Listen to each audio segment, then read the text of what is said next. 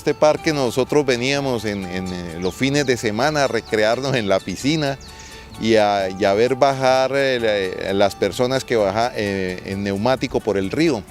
Pero en especial para mí era muy folclórico observar cómo la gente vivía de sacar la madera que arrastraba el río, y eso bajaban unos árboles grandísimos arrancados de raíz y con lazos y todos aquí. Eso era apoteósico, era interesante ver cómo las personas rescataban esos troncos para sobrevivir, me imagino yo, gente que vivía del río. El río les servía a ellos, era una simbiosis entre el hombre y la naturaleza. Empezamos las lecturas.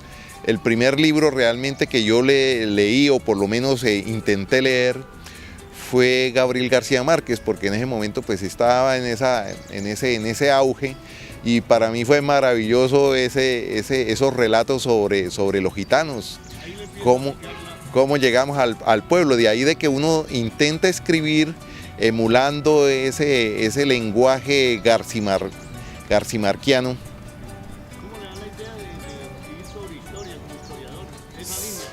Sí, es la pasión por descubrir quién soy, quiénes somos en realidad, porque es que nosotros no tenemos identidad, nos han quitado identidad. Sí, es intentando descubrir la verdad, porque descubriéndola nos descubrimos a nosotros mismos. Entonces, empezamos por empezar a evaluar la historia, y en esas reuniones, en esas inquietudes con otros historiadores que no escriben, pero sí son muy sujetos a los textos históricos, entonces llegamos a la conclusión de que la historia oficial no es la real, de que hay una cantidad de inexactitudes y que posiblemente sea producto de la mala traducción de la historia, porque realmente la historia, y de eso podemos profundizar un poco más sobre esto. El primer tema que a mí me pareció interesante para empezar a escribir fue sobre la guerra bipartidista de 1948, porque sinceramente nos han metido en la mente que es que todo fue por el color de un trapo, y a mí me pareció ilógico. Entonces ese fue el motivo por el cual empecé a investigar, y sobre todo aprovechando que en este momento yo estoy radicado en San Vicente de Chucurí, que es la población donde nací, y allá hay mucha historia. Por ejemplo, el doctor Álvaro Gómez Niño, que fue obstetra acá en San Gil, él es oriundo de San Vicente de Chucurí. Él es hijo del general Pablo Vicente Gómez, un veterano de la Guerra de los 1000 días. Entonces, teniendo todos esos datos tan interesantes, eso, y siendo algo pariente en mi mamá, prima en segundo grado, pues consideré conveniente pues investigar y escribir sobre eso, y en una exaltación del lenguaje. Entonces me voy a permitir más o menos algunos apartes del primer libro. Entonces dice,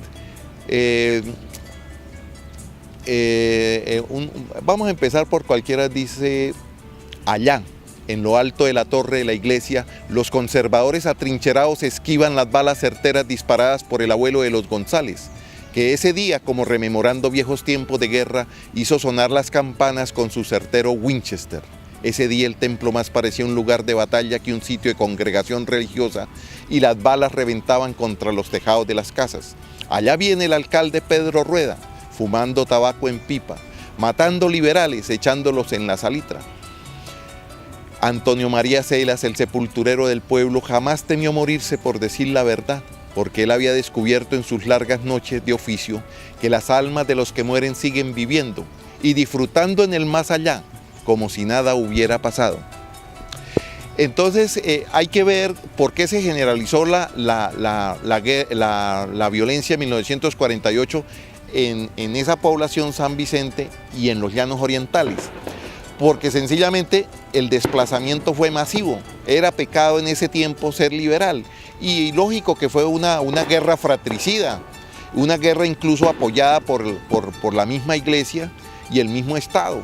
Hay cosas que hay que decirlas ese libro y este otro que es Voces de la Desobediencia Civil no son ajenos a eso. Entonces rescatamos incluso cosas como por ejemplo basado en los relatos de un amigo ya muerto que se llama Pedro Mateus, que había llegado a San Vicente desplazado también. Entonces dice, cuando llegó la violencia y me largué para el llano, allá un llanero me dijo, venga para acá mi hermano. Entonces llanero y santanderianos ambos nos dimos la mano. Camine mi hermano amigo entre los pajonales, vamos a hacernos matar como buenos liberales. En Orocué estaba yo cuando llegó la razón, Gustavo Rojas Pinilla como cosa muy sencilla nos hizo dar... Como cosa muy sencilla, tomó el mando de la nación, nos hizo dar un abrazo y entregar las armas sin ninguna condición. Resultó que el gobernante mandó a su manera, mandó a matar a los jefes con toda su pajarera y los jóvenes del Tolima se fueron a la montaña, pero uno de ellos decía, ese viejo no me engaña, y en las montañas del Pato allí formaremos un fuerte y seguiremos luchando, guerreando hasta la muerte. Entonces viene el interrogante porque es que la literatura que escribo es reflexiva. Desde ese tiempo Pedro Mateus quiso describir algún personaje de la historia del Tolima o su parecido es simple coincidencia con tiro fijo.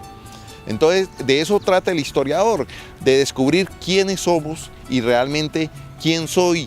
Y en este libro, en este segundo libro, Voces de la Desobediencia Civil, lo que intento es hacer un paralelo, una analogía con la contemporaneidad y descubrir realmente quiénes somos los comuneros, quiénes son los habitantes del Socorro, de San Gil, de Charalá, de todas las provincias y descubrir por qué en este momento estamos tan opacados, por qué nos han bloqueado nuestra verdadera identidad.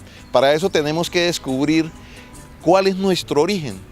Los guanes eran una tribu guerrera o por lo menos tenían dignidad, pero en especial es la cultura que vino desde España, que son los aragoneses, que son tan belicosos que expulsaron en el año 900 a los visigodos y en el año 1000 a los moros de España. Ellos se han hecho estudios sobre Aragón y es exactamente igual a como somos nosotros, la forma de hablar, la forma de manejar las manos, que a veces somos un poquitico prevenidos cuando se trata de darle una amistad a alguien. Así son los aragoneses. Ustedes si quieren ver esas cualidades del aragonés, pueden verlo por internet, porque al fin y al cabo, la contemporaneidad del libro consiste también en detalles, por ejemplo, que el origen santanderiano del coronel Chávez Frías, de Venezuela. Resulta que yo fui uno de los más impresionados.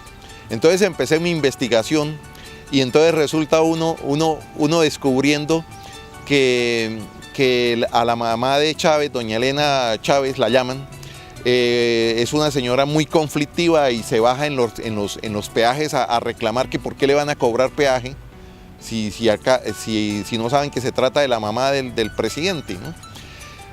Y utiliza en la entrevista una palabra altisonante para nosotros muy común. Dice, mi hijo me heredó el carácter arrecho, que es una palabra muy santanderiana. Y eso prueba muchísimas cosas, que hay una tradición de los santanderianos en algún momento de su vida ir hacia el llano de Venezuela. Y la única barrera es el páramo de Virolín. Y entonces doña Elena tiene razón al decir que ese carácter, porque lo heredado no es robado. Cuando el general Chávez Frías, el coronel, intenta el golpe de Estado, no fue un chiste, son 50 muertos, 100 heridos. Entonces, eso sí se necesita mucho coraje. Entonces, en nuestra investigación descubrimos quién es el abuelo, o sea, el papá de doña Elena Chávez. Y entonces es Pedro Pérez Delgado, alias Maizanta, quien prácticamente en una aventurilla posiblemente dejó embarazada a la mamá de doña Elena, que se llama, ay, se me olvida ahorita el nombre, Benita Frías. Y la mamá de Benita Frías, o sea, la bisabuela de Chávez, es doña Marta Frías, una señora temperamental que le reclama a su hija por qué se dejó preñar en esas palabras castizas de semejante bandolero.